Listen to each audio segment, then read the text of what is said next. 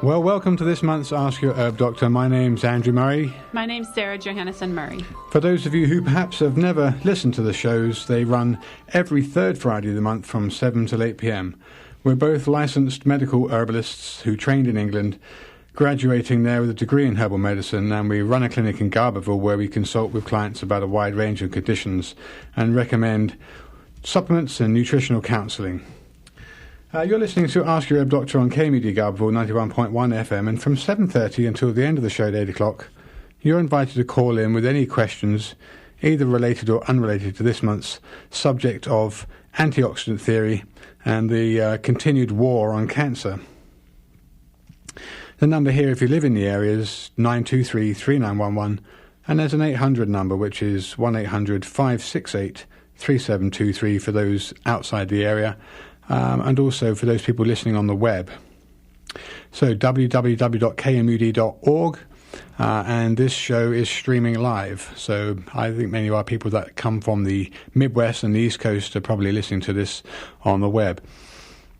We can be reached, incidentally, toll-free on 1-888-WBM-HERB for consultations or any further information at the end of the show and or Monday through Friday, 9 to 5.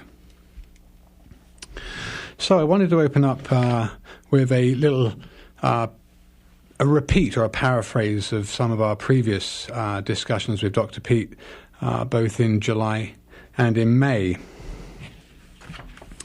So U.S. Vice President Joe Biden addresses the session Cancer Moonshot, a call to action, during the annual meeting of the World Economic Forum in Davos, Switzerland, January the 19th, 2016. Biden, whose son Beau died last year at the age of 46 from brain cancer, has helped fuel Biden's sense of urgency about the project, which was first announced by President Barack Obama in his State of the Union address in January. In July's program, we discussed your newsletter, Dr. Peat, entitled 100 Years of Cancer Metabolism, which outlined the stark contrast between the objective and scientific inquiry-based approach to disease, exemplified by early 20th century biologists like Otto Warburg, Albert St. Georgi, William F. Koch, and the mechanistic cancercidal approaches of the multi-billion-dollar cancer industry, which has failed spectacularly to find a cure for cancer and whose funding continues to grow disproportionate to any other industry, whose ability to prove good on their research funding would normally cause their exit from the marketplace. It is more a matter of continuing the war and the money generated in cancer's feared diagnosis which perpetuates the industry. Cures are really not very profitable nor self-perpetuating. Thus, misled strategies to conquer cancer prevail against the truly objective and scientific discourses of yesteryear, with the emergence of globalistic monopolies with different objectives to truly curing anything but continuing to play both sides of the war, not unlike real wars are waged by corrupt governments and corrupt politicians alike. The free radical theory of aging was conceived by Denham Harman in the 50s, when prevailing scientific opinion held that free radicals were too unstable to exist in biological systems. Two sources inspired Harman. One was the rate of living theory, which holds that the lifespan is an inverse function of metabolic rate, which in turn is proportional to oxygen consumption, and to Rebecca Gershman's observation that hyperbaric oxygen toxicity and radiation toxicity could be explained by the same underlying phenomena, i.e. oxygen free radicals. Now, Harman's hypothesis has been seriously challenged by recent studies showing that reactive oxygen species actually evoke metabolic health and longevity. And as for Rebecca Gershman's observation, it's interesting that Joseph Priestley, the English chemist who discovered oxygen in 1774, had questioned whether the gas, which is so essential to life, might also in some way be harmful. Modern research has revealed that oxygen is actually a very toxic material, and that the body has a number of antioxidant defense systems that act continuously to keep tissue oxygen levels from getting too high. One of the built-in systems that accomplishes this is the enzyme superoxide dismutase discovered by Erwin Fridovich and Joe McCord in 1967. It begets the question why the neurosis in the ICU of most hospitals, if your oxygen saturation is lower than 97%, they poison you with pure oxygen when it's common knowledge that increased CO2 is protective. Like the previous show in May, where Dr. Peat's newsletter explained and explored the societal paranoia versus trustanoia, referring to the governments working for our benefit to keep us safe from disease, etc., Dr. Peat displayed evidence contrary to this related to cancer therapies ignoring objective science but rather acquiescing to rank order within academia. And now, Dr. Peat, you've uncovered research which shows a different perspective to our previous understanding of antioxidants and how they should actually be referred to as pro-oxidants and how that affects the organism. So thank you so much for joining us again, Dr. Peat. Yeah, hi. For those people, as always, who may have not listened to our show, would you outline your academic and professional background for those people listening? I appreciate that. My biology study was at the University of Oregon, 1968 to 72, where I worked on my thesis on reproductive aging and the oxidative metabolic changes that are involved in aging. And at that time, I was really just bringing together information on oxidative metabolism that had been developed over the preceding 50 years. And I thought the situation was ripe for sort of a conclusion. I, at the time, couldn't have imagined that 45 years later it would have gone backward to the 1890 situation of the government pushing a purely genetic causation of cancer and other diseases. Now, Harman's hypothesis would have been relevant at that time, and you said in the 50s, early or mid-50s, you were doing this kind of postgrad work? Yeah, in the 1950s, there were lots of new discoveries. Daniel Mazia and his collaborator, Katsuma Dan, discovered how the mitotic apparatus works that controls cell division. And they found that the reduction of the sulfur groups, sulfhydryls, increase at the time of cell division. And if you look at those as the interface between metabolic energy production and cell growth and differentiation, it suggests a very direct course to curing the tumor-producing diseases at least, and the inflammatory diseases by working on metabolism. The genes are only in the background, don't have any role in therapy actually, except everyone has to have genes. Well, to produce proteins and everything else. Okay, we'll get into a little bit later how the gene theory has been totally discredited in a lot of ways in terms of the evidence that we'll bring out in some of these abstracts. But in terms of what interested me when I started reading these abstracts and articles was that I think a lot of people recognize the term oxidant and antioxidant probably erroneously, and we've always looked at antioxidants as being the things we were necessarily looking for, when in fact when they've done autopsies in the brain, they find things like glutathione, which is one of the main antioxidants in the system, is actually not that depleted, and so they're looking at other reasons for aging and cell death, etc. How is your current understanding of antioxidants different? Because essentially, what I think you're trying to say was that oxidants really should be termed, antioxidants should really be termed pro-oxidants. Yeah, the ones that are therapeutically useful, such as vitamin E and vitamin C, actually shift the balance inside the cell. Vitamin C is known to be in a very highly oxidized condition, so it isn't really the vitamin C we know. Right. It's dehydroascorbate when it is inside a healthy cell. Okay. And these are maintaining it's actually a constant flow of electrons, but the balance at every moment is pushed in the direction closer to oxygen and farther from the reducing electrons. And so if you're deficient in vitamin E and vitamin C and so on, the electrons predominate and shift over to reducing the sulfur groups all through the cell into the sulfhydryl form, promoting inflammation. And if you think about what happens when any kind of injury happens, whether it's a microbe or getting stuck with a thorn or whatever, you disrupt the ability of the organized tissue to deliver oxygen and sugar and other nutrients to the cell. Right.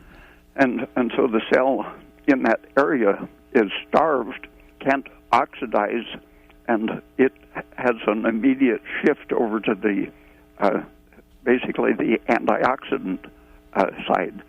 The cell has a variety of enzymes that function as antioxidants, but they are only activated during injury or stress. And what happens to the cells in that condition is the sulfhydryls are reduced, the mitotic apparatus is activated, the cells de-differentiate, lose their functions except to grow and divide and move. So they creep into the injured area and multiply to repair the area, and then if the surrounding organism is able to deliver oxygen and sugar and other nutrients, then they are able to differentiate and finish the healing process. Right.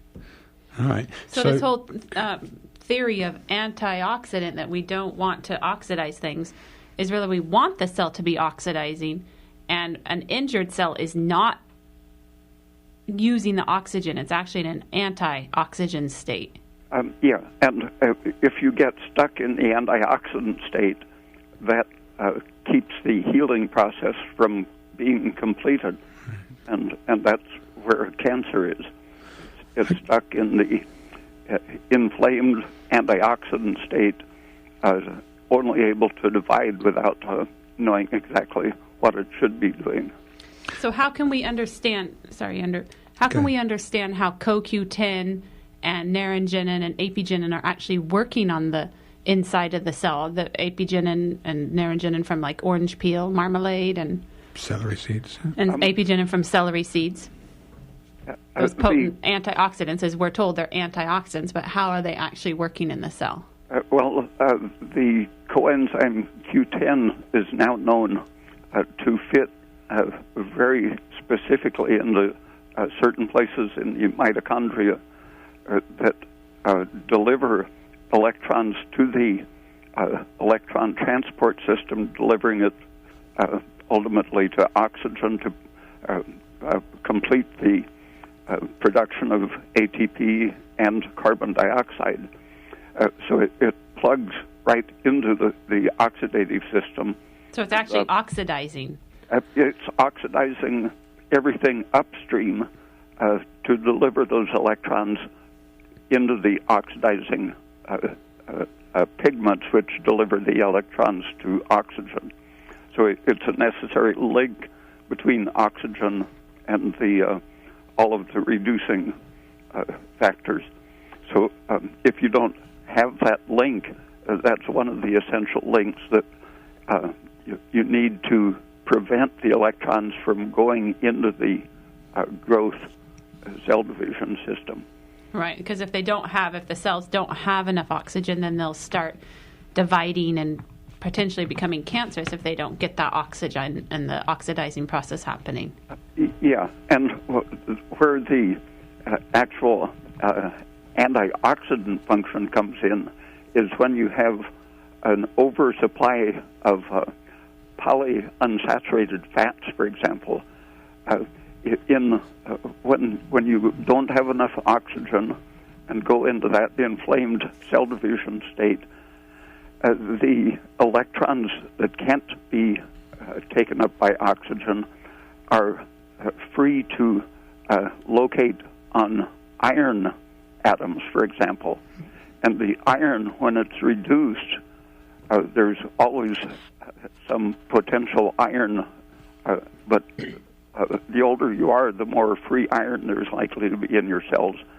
The electrons activate the iron, which then attacks any of the polyunsaturated fats in the environment, and that sets up an oxygen-consuming system which produces nothing of value. The electrons have no place proper to go, so they go to iron, which then gives its electron to the polyunsaturated fat, which becomes a free radical and reacts directly, then sometimes with oxygen or with more iron, and you get cycles of oxidation without purpose. Right, okay, so you want the oxidation to be in the cell producing carbon dioxide using sugar and oxygen and the whole proper cellular respiration to be going on, not to where you're in this reduced state or your body, the PUFA, the polyunsaturated fats are so hungry for oxygen and so is the iron, and so those things are oxidizing and not producing. Is that a good way to understand it? Yeah, and in the process of consuming oxygen, they are creating oxygen starvation. Right.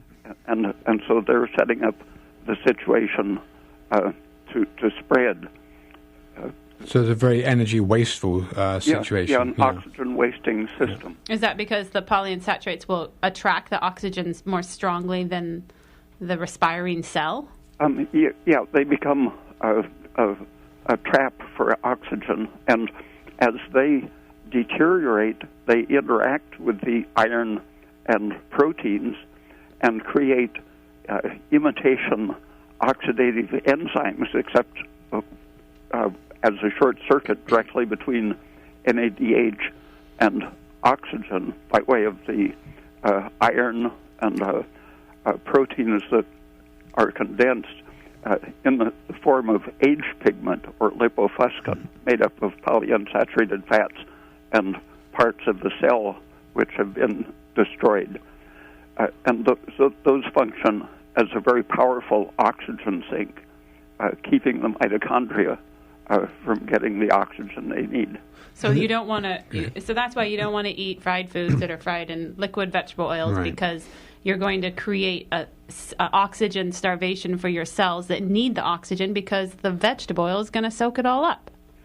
Yeah, and with time, as that process accumulates, for example, small amounts, practically invisible, of the age pigment begin accumulating and keeping the cells in a state in which they take up preferentially more of the polyunsaturated fats if they're available. And so with age, organs like the brain, which are normally very high energy users, become slowed down and reduced and preferentially concentrate more and more of the highly unsaturated fats, especially DHA, the predominant fat in fish oil, concentrates more and more in the brain with age and makes the brain more and more susceptible to the lipid peroxidation and losing function because the oxygen is being diverted. Yeah, and it's the byproducts of that lipid peroxidation which are themselves very damaging. And tends to produce more of the age pigment. Yeah. So what is cumulative is is the catalytic products of the degenerating polyunsaturates, not specifically mutations in the mitochondria, which the Harman free radical theory of aging insisted on. Right. Okay, good. Let me hold you there. You're listening to Ask Your Herb Doctor, KMUD, Garberville, 91.1 FM. We're very pleased to have Dr. Raymond Peat with us, exploring the latest concepts in oxidants, antioxidants, cancer theory.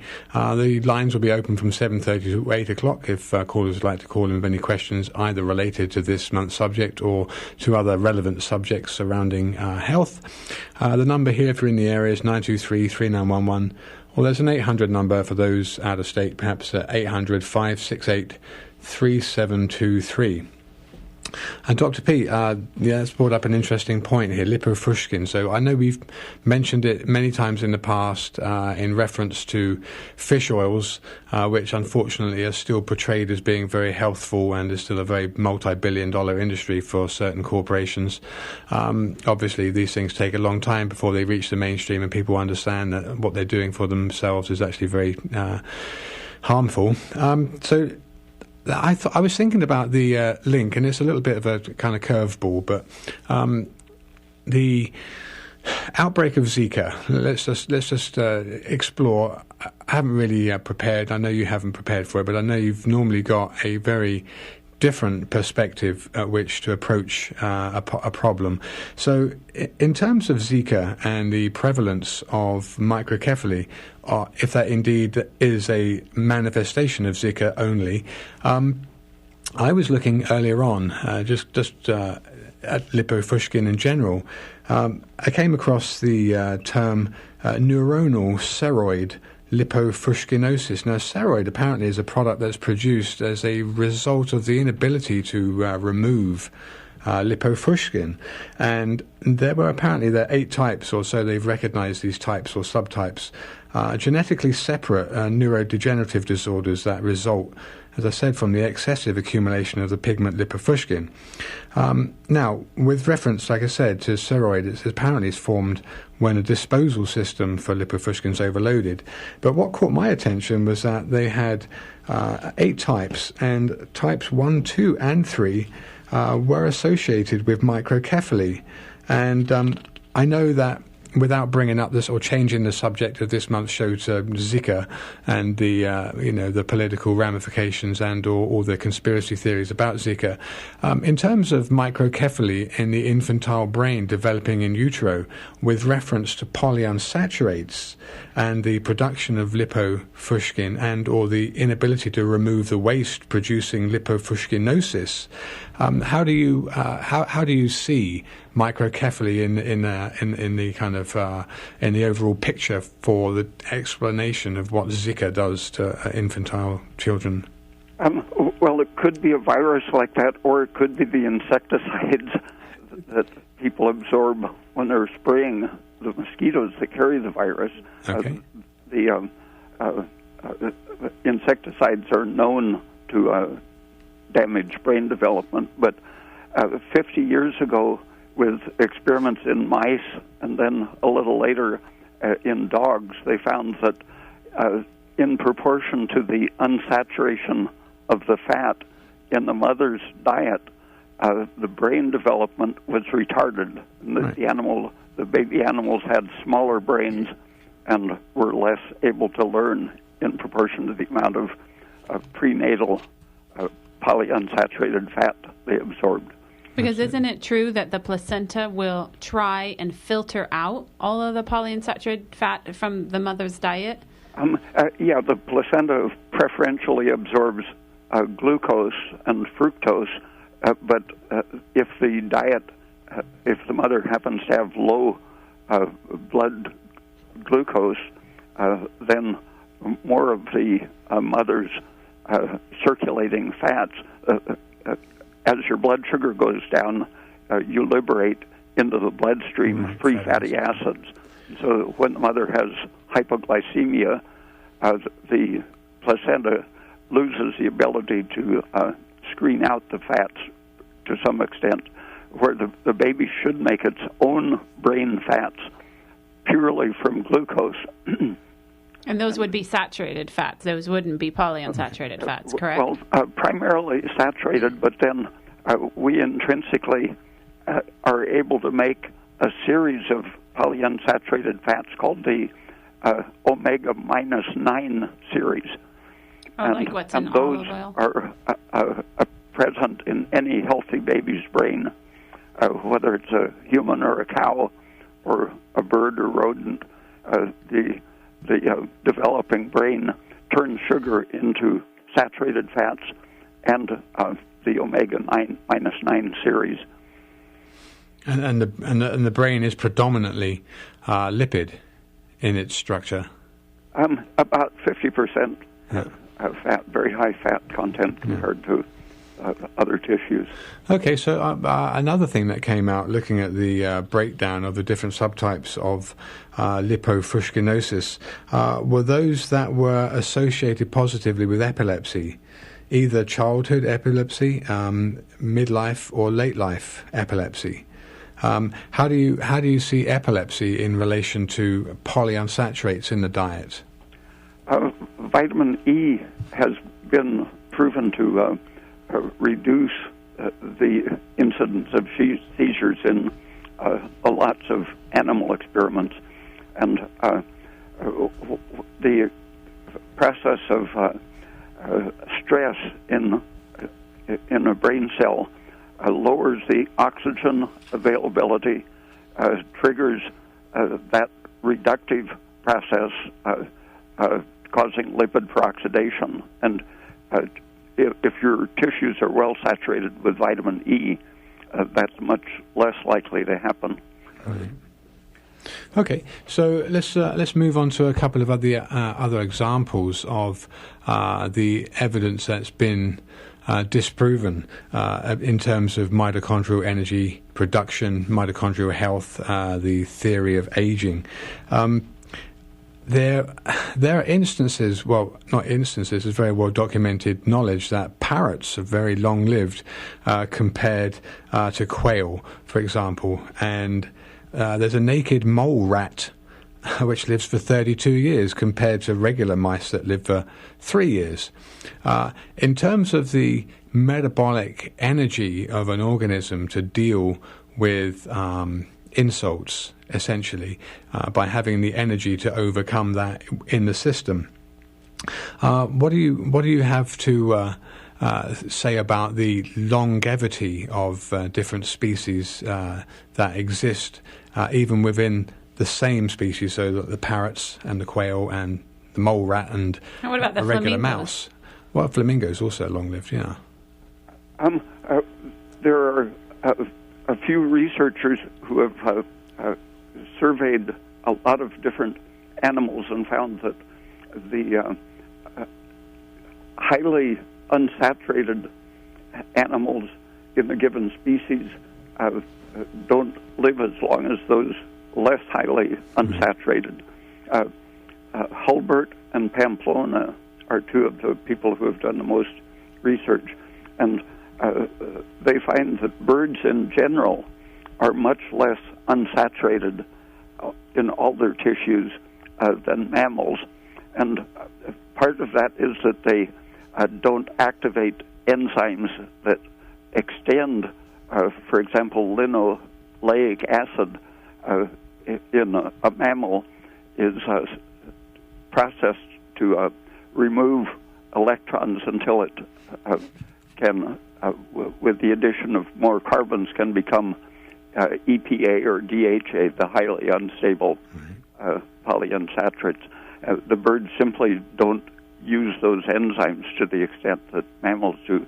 Oh, so they can eat a polyunsaturated and it just doesn't turn into the EPA or the DHA. Yeah, so they have more of the unprocessed linoleic acid than the highly unstable, longer ones. And part of that, I think, is because they live at a much higher body temperature than mammals. Mammals are usually somewhere between 90 and 100 degrees Fahrenheit, and the birds generally are well over 100 degrees Fahrenheit, up to as much as 110 degrees. And that means that they will very quickly oxidize any of the most unstable fats. If they eat something with a highly unsaturated fat, it's more likely that the fat will be used for energy rather than circulating to cause trouble. So, how about the decreased problems with PUFA in the presence of higher temperature? You're saying that just purely the higher temperature could cause PUFA to be oxidized more rapidly, and therefore not within the cell, but actually within the GI tract or elsewhere? Well, he's just saying it's not going to get stored and it will get used up for fuel right away because their metabolism's so fast. Yeah, even in a mammal at, say, 98 degrees, it turns out that a very high proportion of the DHA breaks down even by the time it gets into the bloodstream. Right. And it's the breakdown products that act on the immune system to suppress inflammation by temporarily stopping the production of prostaglandins. Okay, we actually have a couple of callers, so let's start in with our first caller. Caller, you're on the air. Where are you from? Hello, okay, caller? Is it me already? Yeah, I can hear you now. Where are you from, caller? Okay, hi. Well, I'm calling you from way far away. I'm calling you from Finland in Europe. Finland, excellent.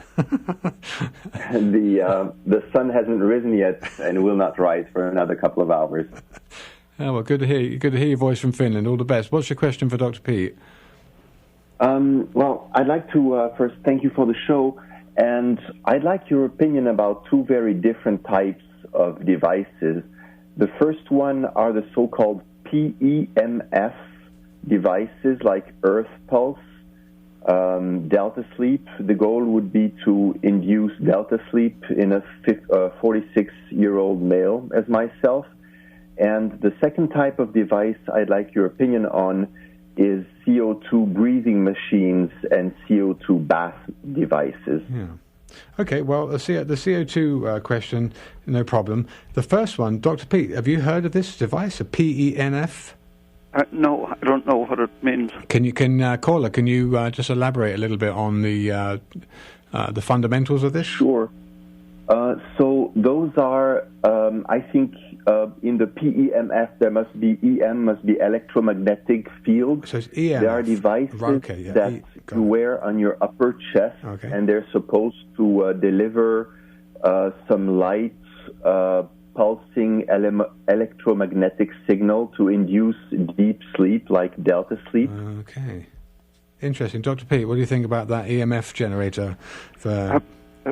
About 40 years ago, there was research on stimulating the brain across from one temple to the other with gentle, just 1 or 2 volts and very few microamps of current would be enough to induce those slower rhythms of the brain and improve sleep. But I don't know what the present apparatus is. Do you know, sir, what the volts are of that machine you're just... Sure. I think that we're in a 10... Now, I'm not sure about the hertz and the micro and mega, but something around 10... let me check.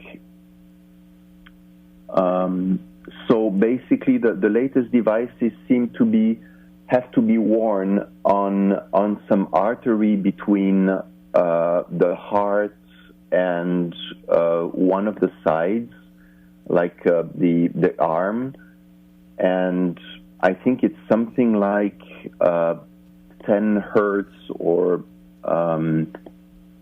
something like that, but I'm not sure about the... I think you can vary them from 1 to 14 hertz, but they recommend mostly around 8 or 10 hertz. Yeah, 10 is a natural frequency for humans. Okay, well, I don't know if we can expand too much on that, but definitely can with the CO2 question. So your main question about the CO2 was...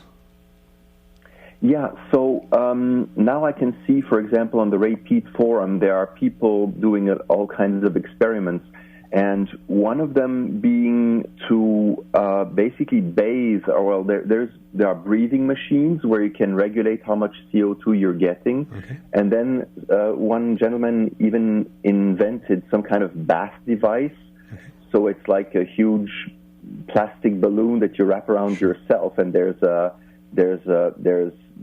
something for access to or for infusing yourself basically with CO2, and this can be worn for an hour or so. Yeah, we've used that with our clients with injury, that they wrap their injured limb in a plastic bag that they filled up with pure carbon dioxide. It certainly increases the vasodilation and give you that sense of warmth that you'd either get from CO2 gas or being in these soda waters that liberate CO2. I know Dr. Peat's got a lot to say about carbon dioxide. Let me let you say what you want to say about CO2, Dr. Peat, because you're always more eloquent. I think it was in 1908 that someone wrote an article about the medical uses, both as treating colon inflammation, vaginal inflammation, and such with the actual application of the gas, or filling a bathtub. Since CO2 is heavier than air, if you seal the drains on a bathtub, you can just fill the bathtub with it and get in. And the person said an hour in the bathtub was like a day at the beach. You could probably leave your clothes on as well, couldn't you? You don't have to take your clothes off because it instantly goes right through the clothing, and you can feel it as a warm sensation because it relaxes blood vessels in the skin. And we have used huge plastic bags that come up to the shoulders, and you fill the bag and then get on a chair or something so that you can step in it without spilling the CO2. And pull it up around your body without spilling it, and then tighten it around the top, and that will usually stay put for at least an hour, and your skin gets pink and warm from the relaxing effect, and it has a systemic effect. It absorbs very quickly into your bloodstream and affects your blood pressure, improves pumping efficiency of your heart, reducing peripheral resistance in the arteries. Yeah, positively associated with good health. And it the increasing your CO2 lowers all of the transmitters of inflammation by shifting you out of the over-reduced electronic state. It suppresses lactic acid production, for example. It helps your mitochondria to use the oxygen quickly. In many different ways. It activates the Krebs cycle and reduces meaningless excitation, lets you produce the energy in the right way rather than an inflamed, pointless way. Out of curiosity, can you drink sparkling water, and would that help? Internally as opposed to externally? You tend to burp it out and lose much of it, but the little bit you absorb is very helpful. I think that's one of the reasons why it's so calming on an upset stomach, right? Soda water or... I think Priestley was really working on carbon dioxide when he accidentally discovered oxygen. Okay, good. Well, thank you for your call, caller. We do have another caller on the air, so let's take this next caller. Where are you from, caller? Hello? Hi, where are you from? Hi, near Phillipsville. Okay, hi, what's your question? I have a couple of questions. Hello? Uh-oh. I think you've cut her off. Can you get her back? We've lost her. Can you hear me? Yeah, I can hear you now. Okay. There you go. I've got two basic questions about the antioxidants. Number one, I want to get clear about what's good and what's bad. CoQ10, is that good or not? I've always heard that was very good for your heart. Is that good or is that not good? It's very good. It is good. So it's good to take CoQ10. How much do you think? I've been taking 100 milligrams a day. Is that a good amount? I don't think anyone really knows what the best amount is. You don't know the amount. Okay. Now, what about EPA? I've heard that EPA, as a, the vitamin, not vitamin E, but the, you know what I'm talking Fish about. oil. Polyunsaturated oil, yeah. Yeah. Is that good or bad? I heard the EPA was Definitely really bad. good to support the heart function. Yeah, that's exactly the wrong kind of antioxidant. It's the reductive kind that imitates stress and promotes degenerative processes. So it's okay to have CoQ10 but not to have EPA? That's correct. And it also says that it supports your mood and is better for your brain function. And you don't think that either? No, definitely not better for your brain function. No, that was what we were discussing earlier, and how an aging brain will have more and more of this EPA, which means that your brain actually gets less oxygen and it becomes more demented and more senile. And what about vitamin E? Is that good or not? Yeah, that's one of the main antioxidants Dr. Pete was outlining at the beginning of the show. Yeah, along with vitamin C. And vitamin K, too, functions with coenzyme Q10 to deliver energy. And do you think glucosamine is good for the joint? Which? Glucosamine. Oh, I'm doubtful about that. It's been associated with changes in the pancreas, like diabetes. Okay, so you're not sure about that one. Mm-hmm. All right. Well, thank you very much. Thank you. Thank you for your questions. Just last month, an article came out by Sue and Yin identifying EPA and DHA as brain toxic fats. There you go. Good. I mean, the evidence is just so overwhelming. I don't know how people that listen to this show can possibly continue eating or taking this stuff. Anyway, it takes a long time sometimes for people to come to finally. There's just so much mainstream media. It's just like with everything else. There's so much mainstream media constant, telling you that EPA and DHA are good for your brain. Okay, we have another caller on the air, so let's take this next caller. Caller, where are you from? And what's your question? I'm from the San Francisco Bay Area. Hi, what's your question? Dr. Pete, I've noticed tremendous results by being on your nutrition program. I consult with Andrew Murray, and things have been wonderful and even better now that I'm on thyroid hormone. My question is, why are my eyes changing colors? I noticed they were a brown, and now they're getting lighter and lighter. My guess is they might become a hazel. But online, a lot of people, like raw vegan people on YouTube, are saying that their eyes change from brown to blue. And I guess the lighter your eyes color is, the healthier you are. So my question is, why is this happening? And is it true that the lighter color your eyes are, the healthier you are? I don't know about that, but I know that people who use prostaglandins, eye drops to treat glaucoma, very often have a darkening of the iris, and that I think is a directly toxic effect, where the like ultraviolet light darkens your skin because it's injuring it, and the pigment is a defensive reaction to protect you against ultraviolet light. I think the prostaglandin, which is made from polyunsaturated fats, is activating the defensive formation of pigment in the iris. So I suspect that it's good if you reduce your polyunsaturated fat intake and have lightening of your iris. I suspect it's a corrective process. Well, thank you very much. All right, thank you for your call. Okay, we have another caller on the line, so let's take this next caller. Caller, where are you from? Yes, this is the first caller again. Thank you for letting me jump in line again. No problem. I had another question that came to mind. Does MCT oil do everything, every good thing that you recommend, or that you say coconut oil can do from a health and metabolism point of view? So, Dr. Pete, medium-chain triglycerides, do they do the same thing as coconut oil? Yeah, essentially they're doing the same thing of bypassing your stored polyunsaturated fats and letting you oxidize more safely the saturated fats. But one of the problems is that they are so mobile relative to the longer chains that they can be irritating to your stomach and intestine. So you have to take it in a good balance with other foods. And that's why a lot of times Thank you so much.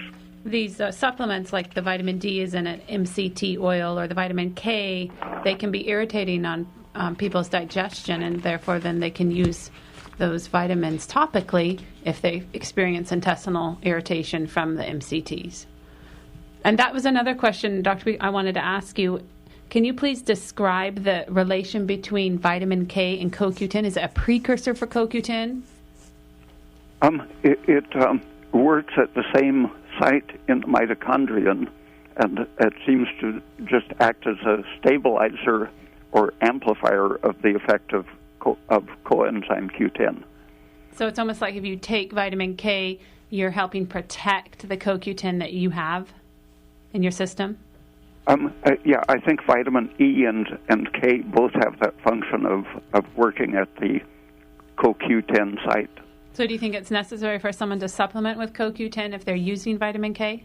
Well, I wouldn't mix them even in your stomach. I think it's good to take them at a different time because I've seen a reaction which, at least in the presence of light, I think it might cause other reactions to happen when the vitamin E reacts with vitamin K.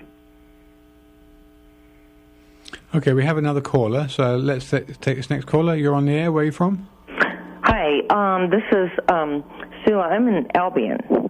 Albion. Okay, hi. What's your question? I got some thyroid levels drawn because I do have Hashimoto's. It inflamed quite a bit. And I just wanted to read them out and see, because there's a T3 level, T4, TSH. TSH was 0.48, free T4, 0.97, and the T3 was 110 nanograms per deciliter. And the endocrinologist was saying to increase a thyroid medication to kind of make the thyroid go to sleep so that the inflammation would go down. Okay. And I wanted to get Dr. Peat's thoughts, and I'd like to hang up unless he has a question for me. Sure. Dr. Peat? Yeah, keeping the TSH, that's probably a safe level, but I know lots of people who keep it at 0.01 and less and feel fine. But the TSH is a promoter of inflammation, not only in the thyroid gland, but in blood vessels, bone marrow, every place it's been studied. It promotes inflammation, and it happens to be activated by the stressed oxygen-deprived condition of the cells. So it's one of the mediators of the oxygen-deficient stress condition, along with estrogen, prostaglandins, cortisol, and nitric oxide. TSH itself is an inflammation promoter. So if you govern your dose by things like heart rate, temperature, yes, and especially your middle of the day temperature and resting heart rate, and your appetite and thirst and quality of sleep, and a doctor can do the Achilles reflex relaxation test to find out how your nerves and muscles are acting. The people have different sensitivities to the T3 and T4, and the tissue-specific effect of either of those is affected by how inflamed you are generally. So if you have a lot of polyunsaturated fat and prostaglandins circulating, then a given amount of T3 isn't going to have the same local effect on any of your tissues. So really this persistence of an inflamed thyroid that's where I'm feeling like I'm being strangled may have more to do with my generalized inflammatory response. Yeah, I think so. Okay, and also, thank you so much. Bye-bye. Also, when you're low thyroid, you produce a lot of antibodies to lots of things, and you can also produce antibodies to your own thyroid. So it's part of the low thyroid condition is producing extra antibodies. And those antibodies are part of a cleanup process. So when you stop the inflammation, the antibody production will stop, and then it'll take several months for the circulating level of the antibodies to disappear. So basically, to summarize, to try to keep your TSH as close to zero as possible, and the blood levels of free T3 and free T4 are not as indicative of a, not a good measurement or not a good guideline to assess your thyroid function. All those things Dr. Peat mentioned, like your heart rate, your temperature, and your appetite, those things are much more accurate at diagnosing yourself. And George Kreil at the Cleveland Clinic in the 1970s found that even for most types of thyroid cancer, if you keep your TSH near zero, it keeps down almost all of the recurrences of thyroid cancer. Okay, we have another caller, so let's take this next caller. Caller, where are you from? Miranda. Miranda. Hey, what's your question? Okay, it's regarding magnesium supplementation. I take a magnesium glycinate, one in the morning, and I take one in the evening, and I find that it helps my nervous system in general. But my one complaint is that whenever I do it, whenever I start supplementing with magnesium, I find that my belly fat gets worse. And, I mean, people that see me with my clothes on would say I'm just this tall, gawky guy. But underneath, that belly fat is very pronounced. And if I drop the magnesium, it doesn't seem to be quite as pronounced. But I wonder, I had read from another source many years ago that magnesium chloride didn't stoke that problem, and that most other, especially magnesium oxide, would really provoke it. But I was just wondering if you have any thoughts on that. Dr. Peat, what do you think about magnesium glycinate as a substance that might be... I've never used that one myself, but all of the forms that I've experimented with, and for quite a few other people, magnesium supplements can cause intestinal inflammation or irritation. And I would guess that that's happening with an increase of histamine, nitric oxide, and absorbing endotoxin and such. Yeah, so it's not actually an increase in belly fat then, Caller. It's probably more due to an increased bogginess or a water retention within the tissues that this magnesium may be causing. That would then push your stomach further out and might make you feel like you'd actually increase more fat. Is that what you're suggesting, Dr. Peat? Are you suggesting that increased inflammation could actually lay down more fat? Well, the fat would increase over a period of many months or years, but the water can increase overnight. Right. Mm-hmm. Okay, well, I'm taking a prostate medication because I have an enlarged prostate, but PSA had no indication that it was out of in an abnormal range. Mm-hmm. So I am playing with my water a bit. I have to go to the bathroom quite a bit because I'm taking this herbal from New Chapter for the prostate. Okay, so you're finding benefit from it? That's probably based on pumpkin seed extract and saw palmetto. Right. Yes, it does have those for sure. I don't know. It's almost from not passing enough urine to passing too much, getting up too many times during the night. But it feels healthier than insufficient urine flow.